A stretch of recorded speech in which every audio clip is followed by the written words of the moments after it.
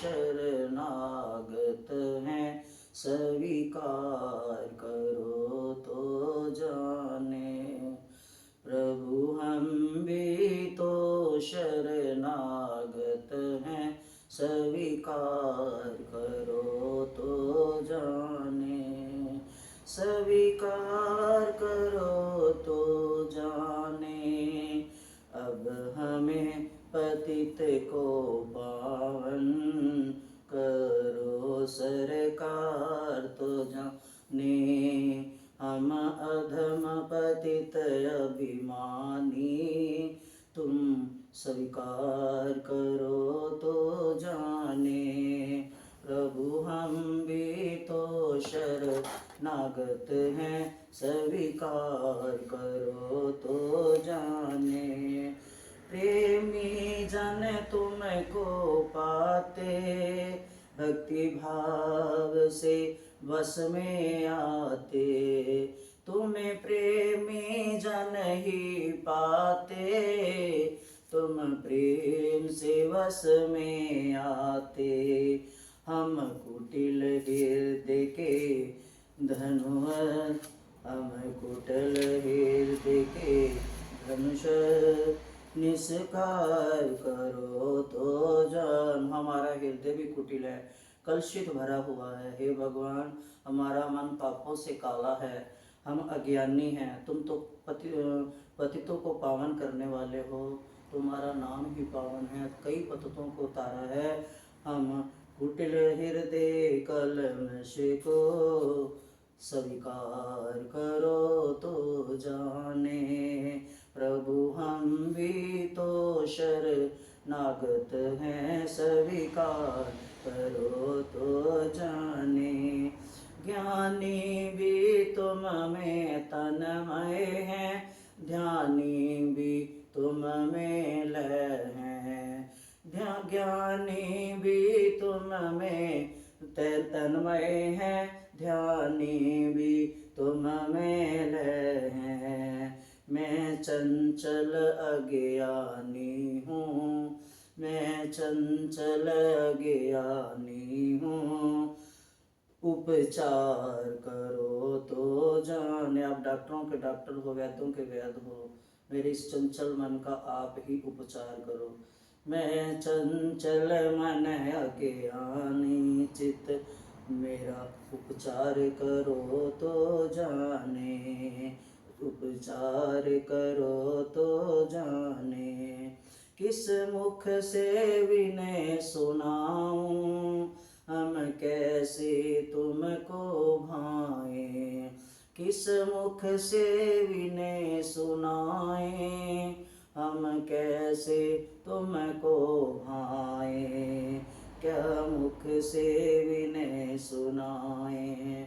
अगणित अपराध किए हैं, अनगणित अपराध किए हैं, उद्धार करो तो जाने। हमने बहुत पाप किए हैं, बेड़ा पार करो तो जाने। जीवन नैया अब झर झर है, क्षण क्षण विनाश का डर है। मेरी जीवन नैया झर झर है, क्षण क्षण विनाश का मुझे डर है। ऐसे में मुझ दासी को भव पार करो तो जाने। प्रभु हम भी तो शरणागत हैं, स्वीकार करो तो जाने। प्रभु हम भी तो शरणागत हैं, स्वीकार करो तो जाने।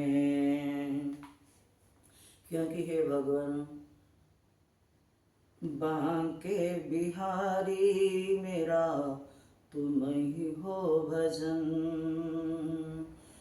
श्याम मुरारी मेरा तुम ही हो भजन। कभी कम न हो श्याम, कभी कम न हो श्याम, तुम्हारी ये लगन।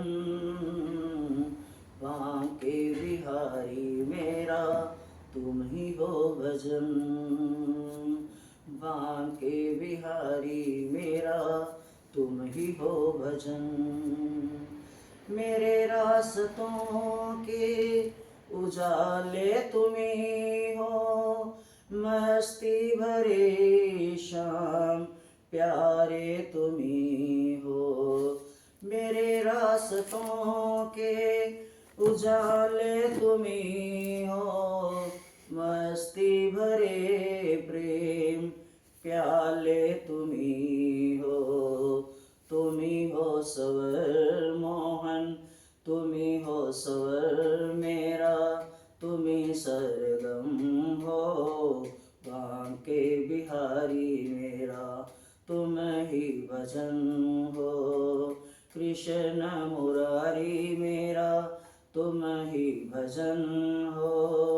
बांके बिहारी मेरा तुम ही भजन हो। मीरा ने गाया तुमको रिझाया, मीरा ने गाया तुमको रिझाया। प्रेम में अमर होके राधा ने पाया, प्रेम में अमर होके राधा ने पाया। मैं भी तुम्हें दिल की, मैं भी तुम्हें दिल की बना लूं धड़कन। बांके बिहारी मेरा तुम हो भजन। श्याम सुंदर मेरा तुम हो भजन। राधा रमन मेरा तुम हो भजन। जो भी मिला है मुझको बदौलत तुम्हारी, तुम्ही ने जगाई किस्मत ये मेरी। जो भी मिला मुझको बदौलत तुम्हारी, तुम्ही ने जगा दी शाम किस्मत ये मेरी। तुम्हारे ही चरणों में, तुम्हारे ही चरणों में रहूं मैं मगन। बांके बिहारी मेरा तुम हो भजन। राधा रमन मेरा तुम हो भजन। श्याम सुंदर मेरा तुम हो भजन। टूटे न मेरी तेरी प्रेम की लगन, टूटे न मेरी तेरे प्रेम की लगन। बोल बांके बिहारी लाल की जय, बोल श्याम सुंदर भगवान की जय।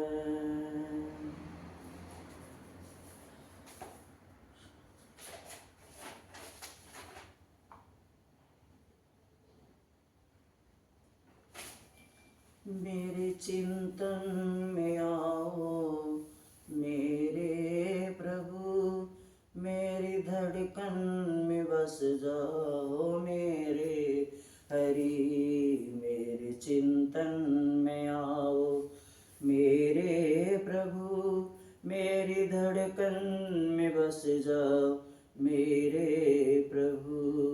तेरी गीता ये बस जाए मेरे मन में, ये करुणा की सागर करुणा कर दो। दया के दयालु ओ दया कर दो। आँखें जो खोलूं देखूं मैं तुमको, आँखें जो खोलूं देखूं मैं तुमको। बनके मैं तेरी पढ़ूं तेरी गीता, गीता के पन्नों में तुमको ही देखूं। तेरी करुणा के सागर की जो दो बूंदे पड़े मेरे मन पर, करे मुझको निर्मल। मेरे ही चिंतन में बस जा ओ मोहन, मेरे ही चिंतन बस कर मन में करो भाव शुद्ध। ये बस कर मन में करो भाव शुद्ध रे, शुद्ध भावों से शुद्ध हो चित रे। शुद्ध चित मन से करो तेरे सिमरन, शुद्ध चित मन से करूँ मैं तेरा सिमरन। टूटे न तेरे प्रेम की लगन, टूटे न तेरे प्रेम की लगन।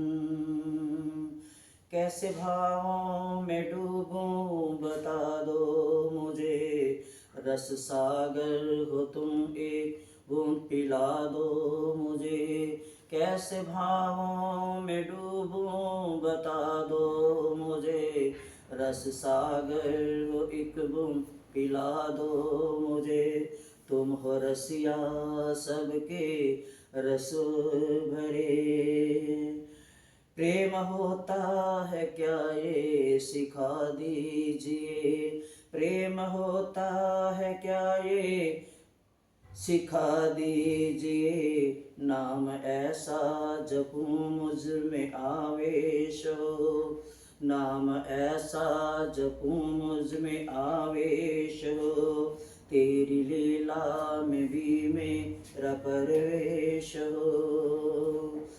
मैं हूँ दासी तेरी हालत लखो अब मेरी, मैं हूँ दासी तेरी हालत लखो अब मेरी। मेरे चिंतन में आकर बसो श्याम जी, मुझको चिंतन में डूबना सिखा दीजिए। फूल क्या मैं तुझको अर्पण करूं, मेरे भावों को ही तुम मैं भावों को अपने समर्पण करूं। मेरे भावों को शुद्ध तुम कर दीजिए, सेवा अपने ही चरणों की मुझे दीजिए। बोल बांके बिहारी लाल की जय, बोल गीता माता की जय।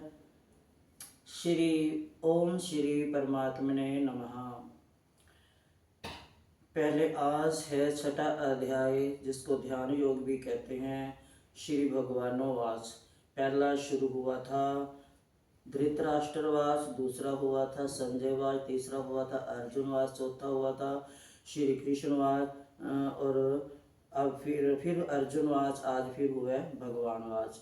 भगवान कहते हैं अर्जुन बोल रहा है, भगवान सुन रहे हैं, उसको समझा रहे हैं कर्म क्या है, कर्म ये करना ये नहीं करना, कर्म विकर्म संन्यास योग कर्म योग सब बता रहे हैं। और आज फिर भगवान को यही कहते हैं कि हे अर्जुन, हे पार्थ, हे पृथानंदन, कर्म फल का आश्रय न लेकर जो कर्तव्य कर्म करता है वही सन्यासी तथा योगी है। केवल अग्नि का त्याग करने वाला सन्यासी नहीं होता, तथा केवल क्रियाओं का त्याग करने वाला भी योगी नहीं होता। सन्यासी अथवा योगी मनुष्य ना तो अग्नि से बंधता है, ना क्रियाओं से ही बंधता है, परंतु कर्म फल की इच्छा से बंधता है। अगर हमारी इच्छा और हमारी कामना यही हमारे को बांधती हैं, बाकी कोई कर्म नहीं बांधता। ये इच्छा और कामना जिस कर्म से जुड़ जाती है वो कर्म बंधन हो जाता है, वो संसार में बांधता है। गीता के 5वें अध्याय के 12वें श्लोक में भी भगवान ने यही कहा था कि अर्जुन, कर्म फल की इच्छा त्याग, वही सच्चा सन्यासी और योगी है जो कर्म फल की आसक्ति नहीं रखता। त्याग करने से परम शांति की प्राप्ति हो जाती है। जब हमारी इच्छा ही नहीं होगी तो पूरी ना हो तो क्रोध नहीं आएगा, तब हमारे अंदर शांति आ जाएगी। शांति जब प्राप्त हो जाएगी तो वो ही त्याग बन जाता है। जिसने कर्म फल की आसक्ति का त्याग कर दिया, जिसने कर्म फल को नहीं चाहा, फल की इच्छा नहीं की, कामना की इच्छा नहीं की, वो कर्म फल त्यागी जो है वो सन्यासी योगी बन जाता है। हे अर्जुन, लोग जिसको सन्यास कहते हैं, ऐसा कहते हैं, उसी को तुम योग समझो। योग क्या है? जोड़ना। सन्यास क्या है? सब संसार से अलग होकर भक्ति करना, भगवे कपड़े पहनना, वो होता है सन्यास। लेकिन भगवान क्या कहते हैं? वो भी तब होगा जब हमारा मन इच्छाओं से मुक्त होगा, कामना से रहित होगा, फल की इच्छा ना होगी, योग मैंने जोड़ना। अगर हम मन को इच्छा से जोड़ेंगे तो वो संसार की तरफ जाएगा। अगर हम इस मन का योग जो है, योग मैंने जोड़ना, मन को हम भगवान के तरफ जोड़ेंगे, भगवान के चरणों में तोड़ जोड़ेंगे, तो वो भगवान अपनी तरफ ले जाएगा। और वो कभी भी जो योगी है भोगी नहीं बन सकता। और जो जिसकी इच्छा का संकल्प जो है खत्म नहीं होते, इच्छा के संकल्पों को त्यागे बिना जो मनुष्य योगी बनता है वो योगी नहीं रहता, वो कभी ना कभी फिर भोगी बन जाता है। सांख्य योग और कर्म योग दोनों साधन अलग अलग होने पर भी संकल्पों के त्याग में एक हैं। जब तक मनुष्य के अंतकरण में संसार की सत्ता, महत्ता, अपनापन, मैं, मेरा, ये सब संकल्पों का त्याग नहीं कर सकता, संकल्पों के त्याग बिना मनुष्य ज्ञान योगी, हठ योगी, ध्यान योगी, कर्म योगी, कोई भी योगी नहीं बन सकता। जब ये कोई भी योगी नहीं बन सकता तो भक्ति योगी कहाँ बनेगा? कोई सा भी योगी नहीं होता, परंतु तो वह भोगी ही होता है। थोड़े दिन के लिए इच्छा खत्म होती है, थोड़े दिन के लिए मन को वैराग भी आ जाता है, संन्यास भी आ जाता है, त्याग भी आ जाता है, लेकिन थोड़े दिन के बाद फिर मन जब वही इच्छाओं में मधुमक्खी उसकी तरह, मक्खी की तरह, कभी मिठाई के ऊपर बैठ के मिठाई का स्वाद ले लिया थोड़ी देर, ओ बहुत आनंद है, बहुत, अब नहीं गंध पे जाऊंगी, लेकिन थोड़ी देर बाद वो जो आदत है वो फिर गंदगी के ऊपर लेके जाएगी। ऐसे ही हमारा मन जो मक्खी की तरह है, थोड़ी देर के लिए तो हम कहते हैं नहीं अब नहीं, अब ठीक है, अब हम भगवान को जपेंगे, हम परमात्मा का नाम लेंगे, हम योगी सन्यासी बनेंगे, लेकिन नहीं, वो फिर जो पिछली हमारी हमने कई जन्मों से अभ्यास किया हो, कहते हैं ना अभ्यास, अर्जुन अभी भी मन में इसको कहेंगे अभ्यास कर, तो अभ्यास हमारा है, हमारे कई जन्मों, इससे पता चलता है कि हो चुके हैं। अगर हमारे कई जन्म ना हुए होते, हम जब जन्म से खाना पीना शुरू करते हैं, अब भी देखो हमने कई जन्म लेकर खाया पिया है, इस हाथ से इस मुंह तक गया हुआ है। अंधेरा हो, बच्चा छोटा हो, चाहे हम भी अभी बड़े भी हों, लाइट ना हो, खाना अगर खाते खाते लाइट चली गई है, आप अभी भी अजमा के देखना कि खाना अगर वो जो हाथ है हमारा सीधा मुंह के ऊपर जाएगा। अंधेरे में भी हमारा हाथ की रोटी जो है, जो हमने तोड़ी हुई है, भले ही लाइट चली गई है, वो हमारे मुंह के अंदर जाएगी, ना कान में जाएगी ना आंख में जाएगी। क्यों? कि ये हमारा अभ्यास का हाथ जो है, सदा मुंह में डालने वाला, वो जन्मों जन्मों से चला हुआ है। तो जो जन्मों जन्मों से चला होता है वो कभी भी टूटता नहीं है। तो ऐसे अर्जुन, भगवान अर्जुन को कह रहे हैं कि जो मन जन्म, जैसे अब बच्चा पढ़ने जाता है, अगर कोई कहे कि मैं बिल्कुल स्कूल नहीं गया और कहे कि मैं सीधे 12वीं के पेपर दे लूँगा, वो चाहे कितना मास्टर तेज रख लो ट्यूशन के लिए, लेकिन वो फिर भी उस जैसा 12वीं का पेपर नहीं दे सकेगा जैसा बच्चा का खा से आ ऊ से शुरू करके 12वीं तक आता है, उसके पेपर में। और वो जो एक ट्यूशन रख के अगर 6 महीने साल में कहे मैं 12वीं के पेपर दे लूँ, उसमें बहुत अंतर आएगा। ऐसे ही भगवान कहते हैं वो जो योगी है, जो शुरू से ही अपने मन को प्रभु के साथ जोड़ता है, छोटी छोटी इच्छाओं को मारता है, छोटी छोटी कामनाओं को छोड़ता है, तो वो जो योगी है वो कभी भी, उसका जो योग है, उसकी भक्ति है, कभी भी टूटती नहीं है। अगर वो फिर अर्जुन कहता है, अगर मान लो उसकी, जैसे हम पाठ कर रहे हैं, गीता पढ़ रहे हैं, हम भक्ति कर रहे हैं, सत्संग कर रहे हैं, व्रत पूजा कर रहे हैं, अगर उसमें हमारे प्राण चले जाते हैं, तो फिर भगवान कहते हैं अगर चले भी जाते हैं, फिर अगर हमारा किसी योनि में जन्म होता है, तो फिर भी भगवान, अब कई बार देखो हमने कुत्ता रखा हो या कोई गाय भैंस बकरी रखी हो, हम भाषा नहीं समझ पाते, लेकिन अभी हम जो ज़्यादा नज़दीक उनके रहते हैं उनको पता चलता होगा कि आज ये खाना नहीं खा रहा, आज घास नहीं खा रहा, तो उनके अंदर से व्रत होते हैं। कई समझ जाते हैं, कई नहीं समझ पाते, तो उस जोनी में भी उनको याद रहता है कि हमने पिछले कर्म में ये हमारे से गलत कर्म हो गया था, इससे हम बकरी बनी, गाय बनी, भैंस बनी, कुत्ता बने, बिल्ली बने, तो वो याद रहता है, उसी से याद रहे। वो बोल नहीं पाते लेकिन उनको सारा पिछले जन्मों का याद रहता है, वो कभी मरता नहीं है। फिर जब वो याद रहता है, अब ये कुत्ते हैं, अब कुत्तों को देख लो कि कुत्ते कारों में घूम रहे हैं, आदमी बेचारों के लिए साइकिल नहीं है, तो कुत्तों ने कोई पिछले जन्म में कोई ऐसी तपस्या की हुई है, कोई सन्यासी रहे होंगे, जो छोटी सी गलती से इनका जन्म जो है कुत्ते में आया, और कुत्ते आकर भी कारों में घूम रहे हैं, अच्छे से बिस्कुट खा रहे हैं। तो ये जो है भगवान कहता है कि भक्ति जो है ये मरती नहीं है, भले वो जून में रहे किसी में भी, फिर वो जन्म जन्म के फिर वो अपनी स्थान पर असली किसी साधु के घर में जन्म जाएगा, किसी अच्छे कुल के ब्राह्मण के घर में जन्म ले लेगा, या किसी सन्यासी के घर में। वो फिर अच्छा अच्छा आता आता कहते वो जाता नहीं है, भले ही कपड़े बदलते रहे लेकिन वो मरता नहीं है। इसलिए कहते हैं कि तुम शांत होकर, जो शांत चित्त से योगारूढ़ मनुष्य का शम शांति परमात्मा प्राप्ति कारण कहा गया है कि जो मनुष्य शांत, शांत मैंने शांत, जैसे शांत एक तो होता है शांत, वैसे जैसे शोर थोड़ी देर कहते चुप हो जाओ ये काम चल रहा है इसमें शोर नहीं करना, वो शांति। और जो सदा से कहे अपने मन को शांत रहे, वो शांति में फर्क है। तो कहते जो शम है, जो शांति है, जो अपने मन को इधर उधर से हटाकर हम अपने मन को इधर उधर भागने नहीं देते, उस शांति में और उस शांति में अलग है। शांत होना, चुप होना, कुछ ना करना, जब तक हमारा संबंध है तब तक उसके साथ नहीं, वो ऐसा करने से वो मन शांत नहीं है। वो शांत कभी भी अशांति में बदल सकता है, कभी भी दुख में, जन्म मरण के बंधन में आ सकता है। लेकिन जो शांत चित्त, हम अगर सोच के मन को प्रभु से जोड़कर हम कामना की शांति कर लेते हैं तो वो जो है वो शांति कभी खत्म नहीं होती।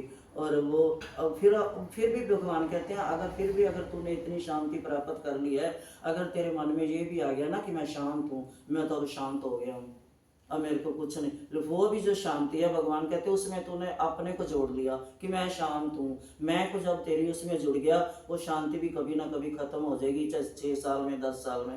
कहते हैं इसलिए शांति में व्यक्ति तत्व ना मिलाएं, अपने आप को ना मिलाएं कि मैं शांत हो चुका हूँ। शांत का उपभोग करने से शांति नहीं रहेगी, इसलिए मन चंचलता अथवा निंद्रा आ जाएगी, उसमें कोई ना कोई फिर विघ्न आने शुरू हो जाएंगे जब हम उसमें अपनी मैं को मिला देंगे। तो भगवान कहते हैं अभिमान के बिना, मैं के बिना, मेरेपन के बिना अपनी शांति को जो लाता है, वो जो शांति का योग है वो परमात्मा से जुड़ता है, फिर वो भोगता और भगता वहाँ जहाँ भोग होता है, भोग होने पर भी संसार में स्थिति होती है, वो उससे फिर अलग होता जाता है। भगवान कहते हैं यदा ही न इंद्रिय अर्थेषु न कर्म सब नो जजते सर्व संकल्प सन्यासी योग आरूढ़ सतदो उच्यते। कारण कि जिस समय न इंद्रियों के भोगों में तथा न कर्मों में ही आसक्त होता है, इस समय वह संपूर्ण संकल्पों का त्यागी मनुष्य योगा आरूढ़ कहा जाता है। अब भगवान ने अर्जुन को कितना ये नाम दिया है कि गुड़ाकेश, और भगवान अर्जुन ने भगवान को नाम दिया ऋषिकेश। ऋषिकेश, ऋषि मैंने इंद्रियां, और इंद्रियों को जीतने वाले जिसने सब इंद्रियों को जीता हुआ है वो है ऋषिकेश। और भगवान ने अर्जुन को दिया गुड़ाकेश कि उसने निंद्रा को भी जीत लिया था, अगर नींद आ रही है ना उसको भी हटा सकता था वो, उसका नाम भगवान ने रखा गुड़ाकेश। अब ये कहते हैं भगवान कि जो अपनी इंद्रियों के भोगों को कर्मों में आसक्त नहीं होता वो योगारूढ़ हो जाता है, योग से ऊपर उठ जाता है।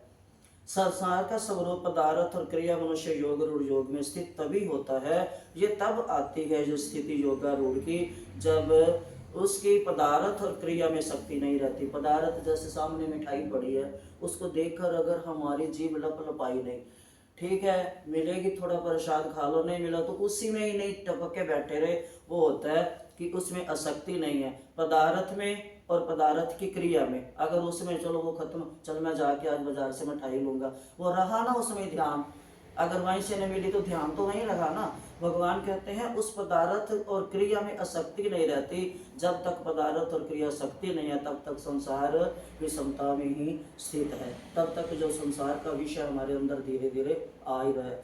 प्रत्येक पदार्थ का संयोग और वियोग होता है, कोई भी चीज़ जो है वो सदा टिकने वाली नहीं है सिवाय भगवान के और भगवान के नाम के। इसलिए प्रत्येक जो क्रिया का आरंभ और अंत होता है, जिसका शुरुआत है वो खत्म भी होगा। अब हमने पाठ शुरू किया है, इसका अंत भी होगा, इसकी आरती भी करेंगे। कोई भी जो क्रिया है, कोई भी काम है, खाना बनाए, स्कूल जाएं तब भी सवेरे गए हैं, दोपहर को छुट्टी होगी, कोई भी जो क्रिया है उसका अंत होता ही होता है। प्रत्येक पदार्थ का संयोग और वियोग भी होता है। अगर मिलती है तो ये मत समझो कि ये खराब नहीं होगी या ये हमारे से अलग नहीं होगी। अब शरीर देह है, ये भी मिलती है तो छूटती है। इसलिए भगवान कहते हैं कि संयोग भी होता है और संयोग से वियोग भी होता है, जो इससे मन को विचलित नहीं करता, अपने मन को कष्ट में नहीं लाता, नष्ट होने से, तो वो जो है अपनी आसक्ति को मिटा, समझो उसकी शक्ति जो है मिला तब भी ठीक है, शुक्र है भगवान का, नहीं मिला तो तब भी शुक्र है।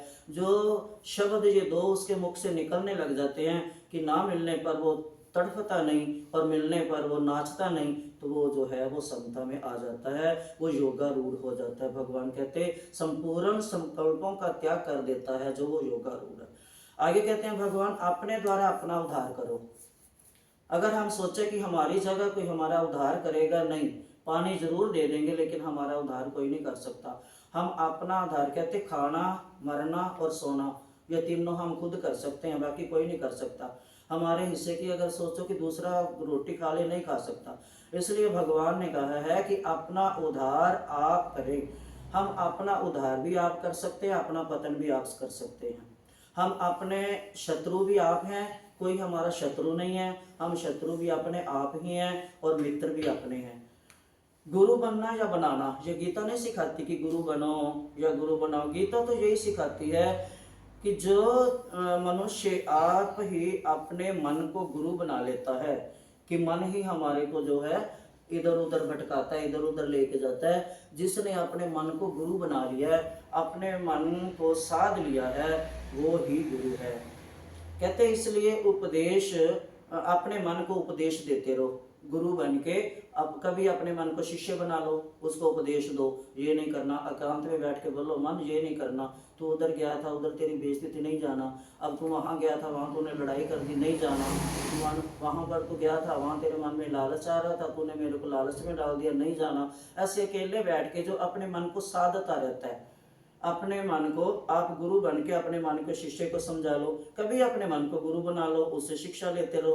तो कहते जो ये ऐसे करता है, अपना मित्र, अपना शत्रु, अपना गुरु, अपना शिष्य बनना कर एकांत में समझो कि भगवान हमारे पास है, भगवान विद्यमान है, तत्व ज्ञान भी भगवान का हमारे पास है, फिर उद्धार में देरी क्यों? फिर हम अपने पतन करने में लगे रहते हैं, फिर भी हम उससे उठने के लिए, उद्धार करने के लिए क्यों नहीं लग जाते?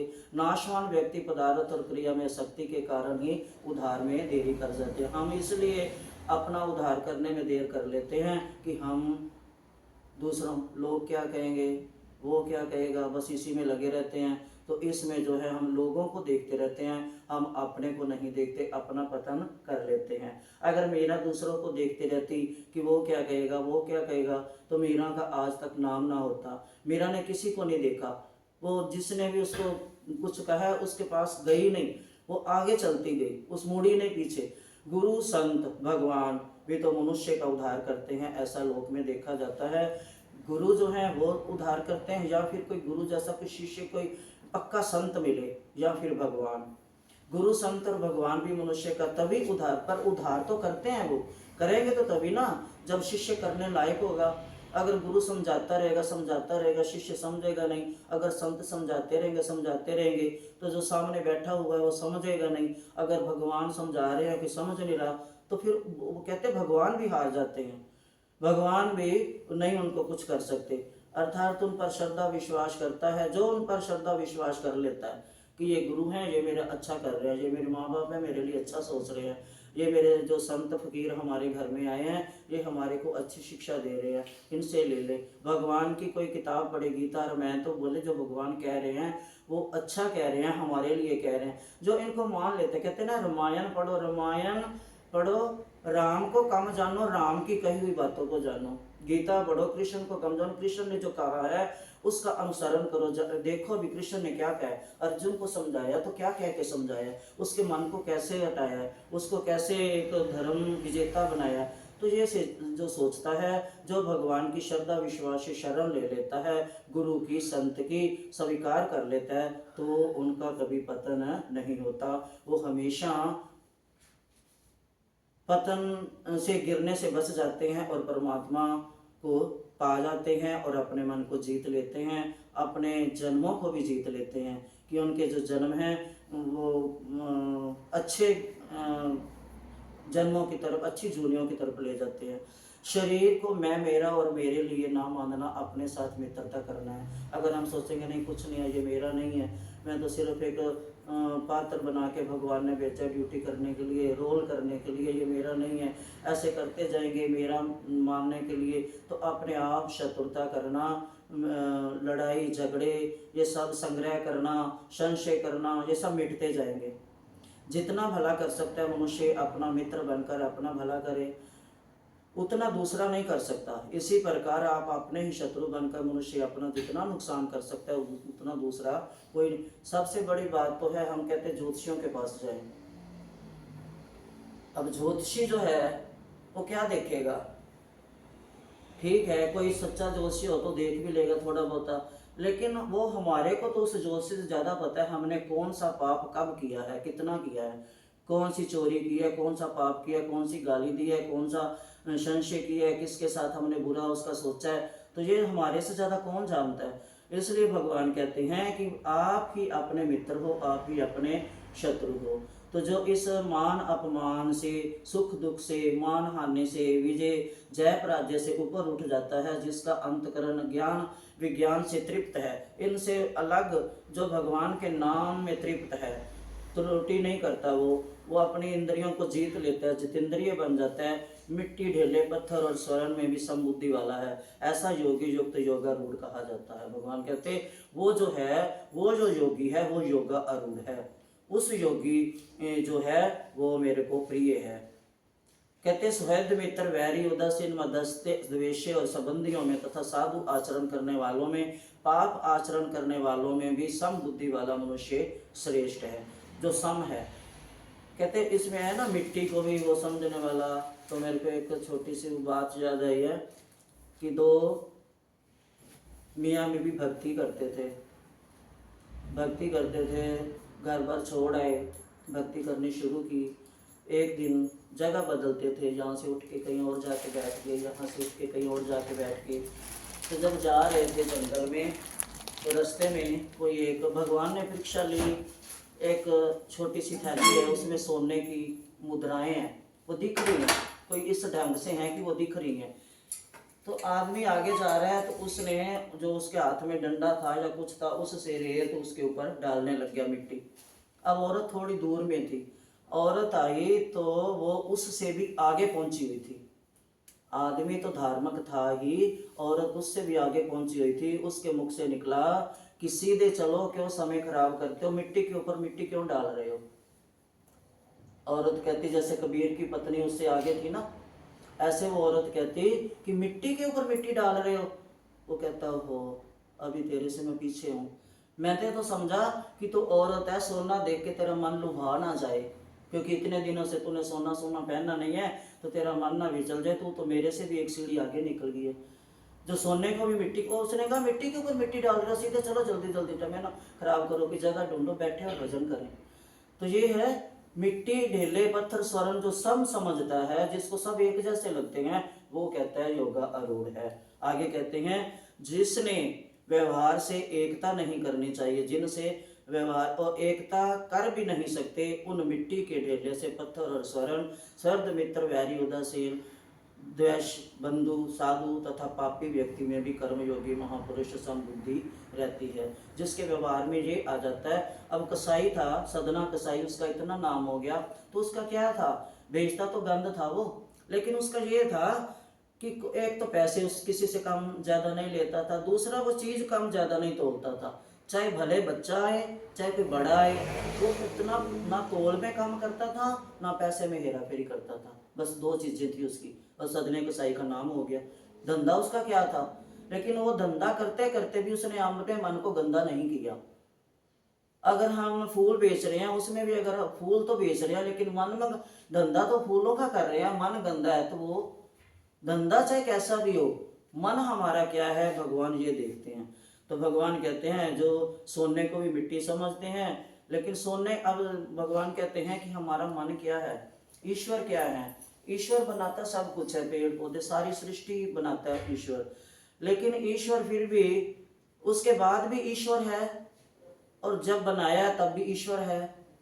अब जैसे समुंदर है, समुंदर में लहरें आ रही हैं किनारे पे, लहरें ऊंची ऊंची दिखती भी हैं, लेकिन जब लहरें खत्म होती क्या है? पानी है। लहरों से पहले भी पानी था और लहरों के बाद भी पानी है। ऐसे ही भगवान कहते हैं कि जिस की नज़र में भगवान से पहले भी भगवान है, सृष्टि बनाने से पहले भी भगवान है और सृष्टि को लय करने में भी बाद में भी भगवान है, तो वो जो है दृष्टि है वो जैसे हम सोने के गहने, अब सोना तो वही है, उससे कोई आकार चैनी का बन जाता है, कोई अंगूठी का बन जाता है, कोई चूड़ी का बन जाता है, कोई माला का बन जाता है, उसके आकार अलग बनते हैं। जब वो उसको तोड़ते हैं, पिघलाते हैं, फिर वो सोना रहता है। पहले भी सोना था, अब भी सोना है, उसका जो ये आकार अलग है। ऐसे ही भगवान कहते हैं सिर्फ मैं तुम्हारे जो कठपुतलियां हैं ये मैं बनाता हूँ, मैं पहले भी हूँ, तुम्हारे बाद में भी हूँगा। तो ये भगवान कहते हैं जो इन चीज़ों को देख लेता है कि भगवान है हर जगह, हम में भी भगवान है, जब हम नहीं होंगे तब भी भगवान है, तो वो कहते प्राणी जो है वो योगा आरूढ़ हो जाता है, जो तत्व में अंतर ना देखकर खाली परमात्मा परमात्मा देखता है। ये गीता क्या है? गीता वही तो बनाती है। गीता हमें एक ऐसा ये प्रेरणा शास्त्र है, एक गूढ़ रहस्य है, एक उस रसिक के मुख से निकली है। किसके मुख से निकली है? जिसको हम रसिया बोलते हैं, जो प्रेम के रस में भरपूर है, उस रसिया के मुख से निकलती। कहते हैं ना रसिया, तो रसिया के मुख से कोई निकला ये प्रेम रस है। तो कहते जो ये प्रेम रस है जिसके अंदर चला जाता है उसको क्या करती है? उसको धर्मात्मा बना देती है। जब धर्मात्मा बनाती है तो धर्मात्मा से फिर वो महात्मा बना देती है, पहले संत बना देती है। जब महात्मा बना देती है तो पहले धर्मात्मा बनाती है, फिर धर्मात्मा से महात्मा बनाती है, फिर महात्मा से परमात्मा में मिला देती है। ये गीता का एक वो है, क्योंकि गीता एक प्रेरणा देने वाला शास्त्र है। गीता एक नीचे बैठने से ना धरती खींच लेगी आपका सुनना। अच्छा, आसन लेना जरूरी होता है। मैं तो ज्यादा खास करके बैठा हुआ हूँ इस तरह से। मैं कोई भी आप घर में भी कोई पाठ पूजा करो, पैरों हाँ वो है मेरे पास। तो ये ना फिर ये पता है क्या, धरती माता से वो छीन लेंगे राक्षस लोग। वो इसी से पलते हैं, क्योंकि जब राम युद्ध हुआ था तो उसको मारा था इसको कुंभकर्ण को, तो उसकी पत्नी आके बोली राम जी को कि मेरे पति का तो कोई कसूर नहीं था, कसूर तो रावण का था, मेरे पति को क्यों मारा? तो अब वो कहते हैं राम जी कि इसने उसका साथ दिया। वैसे तो राम जी ने सब राक्षसों को मारने के लिए आए थे। तो कहती मैं श्राप देती हूँ, देखो उसका नाम था निद्रा। कहती मैं श्राप देती हूँ कि जहाँ पर तेरे भगत बैठे होंगे ना, राम को कहती, वहां पर मैं आऊंगी, उनको आपकी निद्रा देके अब ये मत सोचो आनंद में डूब तो भगवान वो कहती भगवान को कि हे राम, जहाँ तेरे नाम का गुणगान होगा वहां मैं आऊंगी और तेरे भक्तों को तेरे नाम में लगने नहीं दूंगी। तो राम जी कहते तू भले ही चली जाना, जो तो मेरे पक्के भगत होंगे वो ताली बजाकर कीर्तन करेंगे और तेरे को उड़ा देंगे और जो कच्चे भगत होंगे वो थोड़ी देर झपकी लेकर उसमें भी उनको आनंद में डुबो दूंगा, तेरा वहां चाल नहीं चलने दूंगा।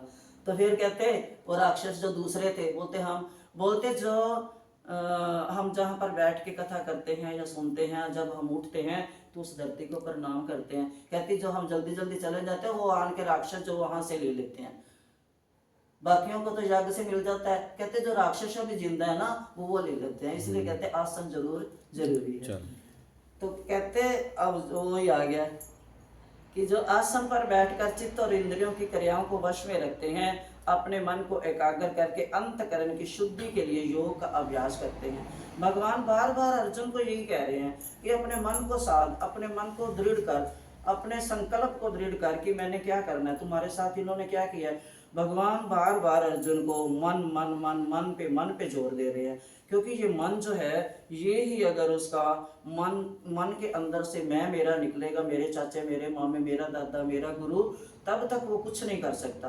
तो भगवान यही उसको बार बार कह रहे हैं कि जिसका अंतकरण शांत है, जो भयरहित है, तू डर मत, मैं युद्ध करूंगा, ये स्त्रियां विधवा होंगी, फिर जो ये इधर उधर भटकेंगी, गलत बच्चे पैदा करेंगी, फिर वो संस्कार चला जाएगा, फिर हमारा धर्म चला जाएगा, पितर जो हैं उनको पिंडदान नहीं मिलेंगे, पितर हमारे नीचे गिरेंगे, वो नरक में जाएंगे, ये मत कर तू, इनको निकाल मन से, डर मत। कहते डर मत।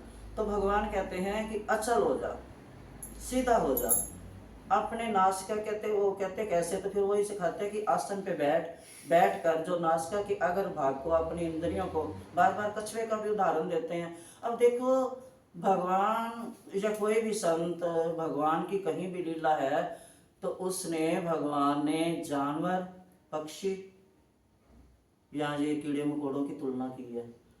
अब भगवान ने गीता में भी अर्जुन को क्या, कछुए की तरह अपनी इंद्रियों को समेट। अब हम कहते हैं ना किसी को कुछ और कर, अरे क्या कौवे की तरह कहाँ कहाँ लगा रखी है, कहते इसकी तो बहुत आवाज मीठी है, कोयल की तरह इसकी तो आवाज है मीठी मीठी। संज्ञा किसकी देते हैं, जानवर, फिर हमारे से वो अच्छे हैं ना।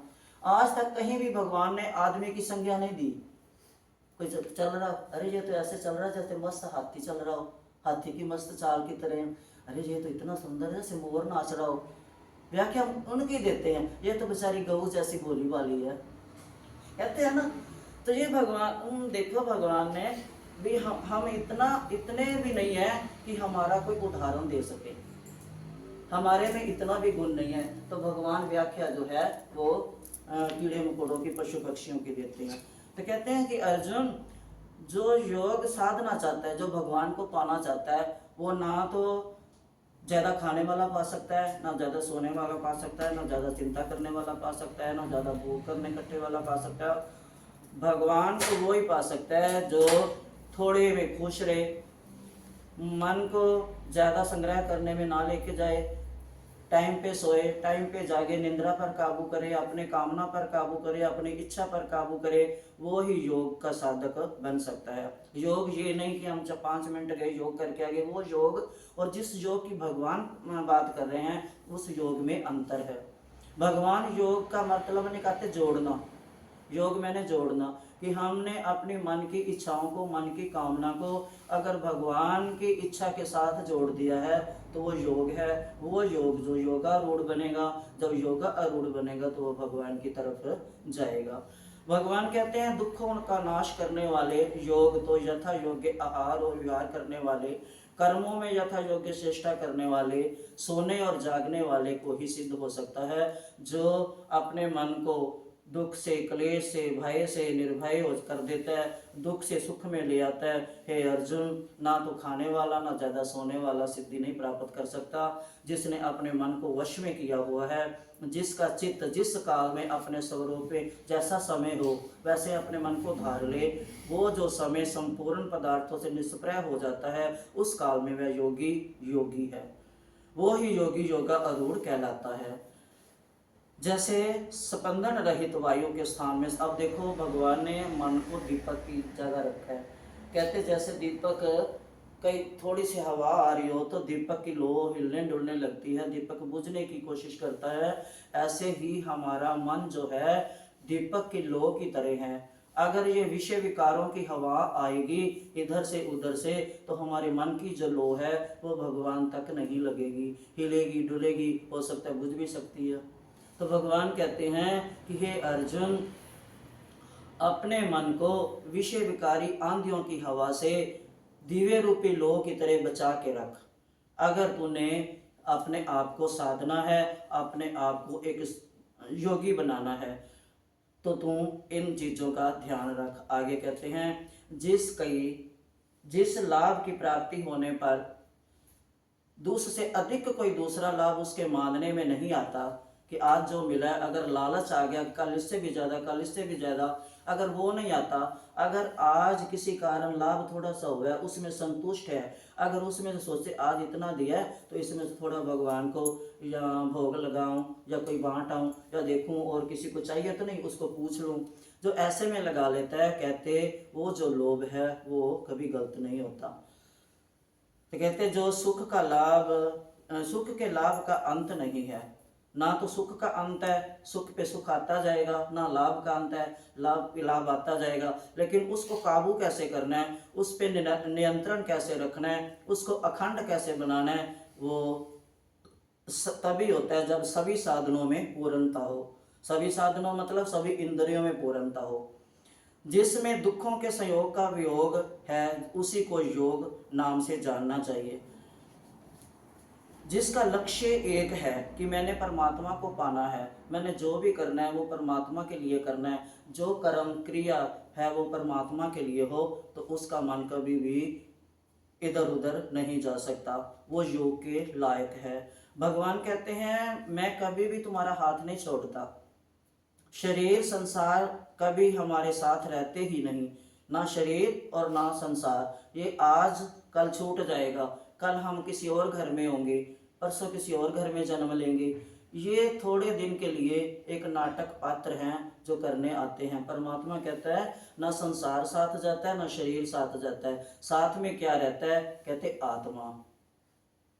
और आत्मा में जो परमात्मा रूपी मैं बैठा हूँ, मैं ही न मरने देता हूँ, न हारने देता हूँ, न जीतने देता हूँ, न दुख देता हूँ, न सुख देता हूँ। ये समझ और इनको ये मन को, इंद्रियों के समूह को सभी ओर से हटाकर, पहले भी कहा था कि कछुए की तरह अपनी इंद्रियों को, आज भी भगवान यही कह रहे हैं कि संकल्प से उत्पन्न होने वाली संपूर्ण कामनाओं का सर्वथा त्याग करके, सर्वथा कि सब जगह से, ये नहीं अगर आंख उधर जा रही है लालच की तरफ तो कान, उनको सर्वथा सभी जगह से हटाकर, हर तरफ से हटाकर, मन से ही इंद्रिय समूह को सभी ओर से हटाकर अपने मन, क्योंकि मन तो है जो इंद्रियों को चलाता है, सबसे बड़ा तो मन है। धैर्य युक्त बुद्धि के द्वारा संसार से धीरे धीरे उपराम हो जाए और मन बुद्धि को परमात्मा स्वरूप में स्वयं धीरे धीरे, कहते हैं ना, धीरे धीरे मोड़ तू इस मन को, इस मन को तू इस मन को, धीरे धीरे मोड़ तू इस मन को, मन पापी मन कपटी लोभी चोर, मन के आगे चलता नहीं कोई जोर, मन मोड़ ले उससे जोड़ ले। कभी फिर सुनाएंगे भी पूरा। तो यह है कि धीरे धीरे, भगवान भी कहते हैं धीरे धीरे उपराम ले, धीरे धीरे संसार से हटा मन को, एकदम नहीं हटेगा। क्योंकि जो इतना फंसा हुआ है, अब कभी हमारा धागा क्यों उलझ जाए, या कि पतंग उड़ा रहा, उनको पता होगा उनकी डोर उलझ जाती है, वो धीरे धीरे हटाते हैं कि टूट ना जाए। ऐसे ही भगवान कहते हैं जो मन संसार के बंधनों में इतना उलझा हुआ है, उसका कोई किनारा ही नहीं पता चलता, कहाँ से हटाएं कहाँ से निकालें। तो टूटने की बजाय कि टूट ना जाए धागा, उसकी बजाय धीरे धीरे उपराम से धीरे धीरे मन को निकालता जा और मेरी तरफ लगाता जा। सर्वप्रथम कहते सबसे पहले साधक बुद्धि से ये निश्चय कर ले, अपने मन को, मन और बुद्धि और चित्त, हृदय और ये सब अलग अलग हैं।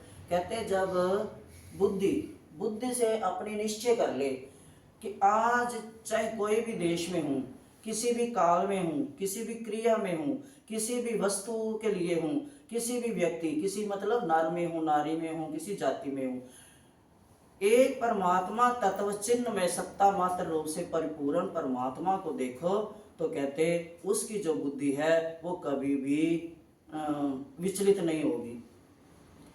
जो परमात्मा तत्व के सिवाय कुछ भी नहीं देखता, इसके बाद उसका निश्चय का त्याग भी करके साधक बाहर भीतर से चुप हो जाता है। उसके मन को शांति, उसके होठ जो है ना, कहते हैं ना राम राम राम राम जो जपता था, राम क्या है, राम का नाम जो है, जब हम रा बोलते हैं तो होठ खुलते हैं, जब माँ बोलते हैं तो बंद हो जाते हैं। राम का जो नाम है, रा अंदर जाता है और माँ बाहर से बंद करके ताला बैठ जाता है, कि जो बाहर से, कहते हैं ना हम पहरेदार क्यों बैठाते हैं बाहर, कि बाहर से कोई अंदर ना आए। कहते हैं ना, वो कोई अगर मिलने वाला स्पेशल आता है तो उसको बोलते हैं जब पूछ के अंदर, इसीलिए बताते हैं ना। तो कहते हैं जो राग अंदर जाता है प्रभु का नाम, तो माँ मार पहरेदार के होठों को बंद कर लेता है कि जो विकार है वो अंदर ना आए। राम नाम देहरी जीवा, कहते अंदर बाहर। कहते ना पहले जब लाइटें नहीं होती थी, हम एक दिया जला लेते थे, उसको ऐसी जगह रखते थे, बाहर भी रोशनी आती थी अंदर भी आती थी। है ना। तो ऐसे कहते हैं जो राम नाम का दीपक जिसके होठों पर आ जाए वो अंदर भी रोशनी होगी, और जो बाहर के विकार हैं वो अंदर नहीं जाएंगे, अंदर बाहर से दोनों पवित्र होंगे। तो भगवान कहते हैं जो अपनी बुद्धि को सब ओर से तोड़कर सिर्फ मेरे में जोड़कर, परमात्मा में जोड़कर मेरा ही चिंतन करेगा, चिंता को हटाएगा, कामना को बदलेगा, अपने मन की परिस्थितियों को बदलेगा, अपनी इंद्रियों को वश में करेगा, और अपने भावों को मेरे भावों से जोड़ेगा, उसमें कभी भी कोई उल्टा चिंतन नहीं होगा, उससे कोई उल्टा होगा ही नहीं। उस साधक का स्वभाव सबका ही चुपचाप हो जाएगा, उसको अंदर से इतनी शांति आ जाएगी, इतना शांत हो जाएगा उसका मन कि वो बोलने, कहते हैं ना जिसको भगवान दिख जाते हैं वो बोल नहीं पाता, वो उसकी कुछ कह नहीं पाता। वृंदावन में कहते हैं ना अगर कोई अंदर रह भी जाता है परीक्षा लेने के लिए तो वह या गूंगा हो जाएगा या फिर मर जाएगा। तो कहते जो भगवान के एक बार भगवान का हो जाता है फिर वो दुनिया के लिए नहीं रहता। तो जब उसके अंदर शांति आ जाती है फिर वो बोलने लायक रहता ही नहीं, फिर चुप हो जाता है। कोई कुछ कहते रहे वो दृढ़, वो है ना भरत की तरह दृढ़ बन जाता है। भरत जो था उसका क्या था, इतनी बड़ी तपस्या, इतना बड़ा तपस्वी गंडकी नदी के किनारे, अब जो नेपाल में चली गई है उस गंडकी नदी के किनारे पर तपस्या कर रहे थे। इतना बड़ा तपस्वी गंडकी नदी से स्नान करके जैसे ही वो जल की गड़वी भर के लौटने लगे, इतने में एक हिरनी जो थी वो शेर दहाड़ा, और हिरनी जो उसके डर से कूदने लगी नदी में, और हिरनी नदी में गिर गई। गिरते ही वो मर गई। वो गर्भवती थी, उसका बच्चा हुआ पानी में, ये देख रहा था, देखने लग गया, खड़ा होके देखने लग गया। इसको दया आ गई तो ये जाकर पानी में गए, उस बच्चे को उठा के ले, देखा माँ मर गई है। इनके दया मन में इतनी दया आ गई कि इनको ये हुआ अब इसकी माँ मर गई, इसको कौन पालेगा। भूल गए कि मैं जो जल लेके जा रहा था, मैंने स्नान कराना था भगवान को, मैं भगवान की प्रतिमा के लिए लेके जा रहा था, उस सब को भूल के उसकी ममता में फंस गए। कहते हैं ना भगवान कई जन्मों की भक्ति 1 मिनट में, कल मैंने बोला था ना दूध का पतीला जैसे एक बूंद की नींबू की खटाई से पूरा फट सकता है, ऐसे ही हमारी जन्मों की सालों की भक्ति एक विकार से खत्म हो सकती है। तो जड़ भरत तो उसी में लग गए, उसको दूध पिलाएं, उसको छोटा छोटा घास खिलाएं, बस भक्ति जो थी वो छूटती गई, इतनी छूट गई कि वो जो था बड़ा हो गया। अब इनकी भक्ति गई छूट। कोई दिन हुआ हिरणों का झुंड आया, अब उसको इतनी पहचान हो गई थी कि ये मेरे जैसे हैं। हिरण कूदा और उनमें जा मिला। अब ये थोड़ा पाठ पूजा कर रहे थे, देखा हिरण कहाँ गया। इनको इतना कि वो उसको तो कोई मार देगा, उसको कोई शेर खा जाएगा, उसी चिंता में डूब गए, मर गए। उधर हिरण भी अपनी वो भुगत के चोनी मर गया। ये ये जो भरत थे ये उसमें एक पंडित के घर में जन्मे, और जो हिरण था वो एक राजा बना, राजा राहुगन उसका नाम था। एक दिन उनके मन में आया कि मैं थोड़ा ज्ञान लेके आऊँ, राजा हूँ मैं, ज्ञान लेके आऊँ। उन्होंने अपने मंत्रियों को बुलाया, पालकी में बैठे, सेना साथ ली, मंत्रियों को साथ लिया, कुछ खाने का सामान लिया, चल पड़े। अब जहाँ पर जा रहे थे, पहले ज़्यादा पैदल ही चलते थे, वहाँ पर ये जो ब्राह्मण के घर में जन्मे, इनको पिछला जन्म याद था। भक्ति वो पहले भी आया ना कि भगवान कहता है कि कोई भी जून दे दूँ मैं भक्ति खत्म नहीं होने देता। तो भगवान उसको याद था कि मैं पिछले जन्म में हिरण के मोह में अपनी सारी भक्ति को खो बैठा हूँ, अब मैं ये काम नहीं करूँगा। अब उनके पिता ब्राह्मण थे, उनको ये था कि बेटा जो है ये ब्राह्मण बने, पढ़े लिखे, वेद उच्चारे और जाकर लोगों में प्रचार करे, अपने धन कमाने की साधना बने। अब उनको था कि मैंने अब ये काम नहीं करना कि जिससे मैं संसार में फंसूं। अब वो बाप स्कूल में भेजते, स्कूल में जानबूझ के उल्टे सीधे काम करते, मास्टर घर भेज देता, घर में करते करते थोड़ा बड़े हुए, माँ मर गई, फिर बाप मर गया, भाई भाभियाँ। अब भाई तो बेचारे सोचते थे कि हमारा भाई है, और भाभियाँ कहती थी ये कुछ करता धरता नहीं, इसको रोटियां बनानी पड़ती हैं, ये करती, बहुत बातें करती। एक दिन कहती भाइयों को इनको घर से निकालो। अब भाई थे बेचारे, अब बेबियों की माने तब और भाई की ना माने तब। अब वो बेचारे ने कहा कि अपने भाई सारे इकट्ठे हुए, उसको समझाया, बोलते अब क्या करें, सारी हमारी औरतें यही बोल रही है इसको निकालो इसको निकालो, अब क्या करें। भाइयों ने सलाह की आपस में, चलो ठीक है इसको ना, चलो देखा तो करेंगे ना, हम खेत पे छोड़ देते हैं अपनी ज़मीन पे, खेत की रखवाली करेगा। अब वो तो जानबूझ के बना हुआ था, तो खेत में छोड़ आए। तो वहाँ पर एक दिन रोटी लेके गए, तो वो जो बैठा था, चिड़ियाँ खा रही हैं, तो भरत जी यही कह रहे थे ब्राह्मण के रूप में, खाओ री चिड़ियों भर भर पेट, है ना, जिसकी चिड़िया उसी का खेत। अब वो सुन लिया, भाभी रोटी देने आई तो उनको और मौका मिल गया भड़काने के लिए। जाके बोलती देखो देखो, घर से तो आपने निकाला नहीं उसको, और खेत में कर दिया, अब खेत में वो सब चिड़ियाँ सब जानवर खा रहे हैं, गाय बकरियाँ, उसको कोई होश नहीं है। वो तो उल्टा और खाओ खाओ चिड़िया, राम जी का खेत राम जी की चिड़िया, भर भर पेट खाओ मेरी चिड़िया भर भर पेट। अब भाइयों को आया, आके गुस्से हुए उसको भी, तू ऐसे क्यों करता है, हमारे को घर से बातें सुननी पड़ती हैं। तो वो चुप, बोला नहीं कुछ भी। आखिरकार भाभीियों ने उनको खेत से भी निकलवा दिया। अब जब निकाल दिया, भरत बड़ा खुश हुए कि ठीक है मेरे को एकांत मिला, अब मैं अपने मन से जीऊँगा, अपनी भक्ति करूँगा। फिर उन्होंने भक्ति करी, तो वो वहाँ पर भक्ति कर रहे थे बैठकर, हट्टे कट्टे थे। इतने में राहुगण की पालकी आई। पालकी आई तो उनका एक जो उठा रखी थी जिन्होंने, एक आदमी बीमार हो गया, पता नहीं उसके पैर में कुछ हो गया।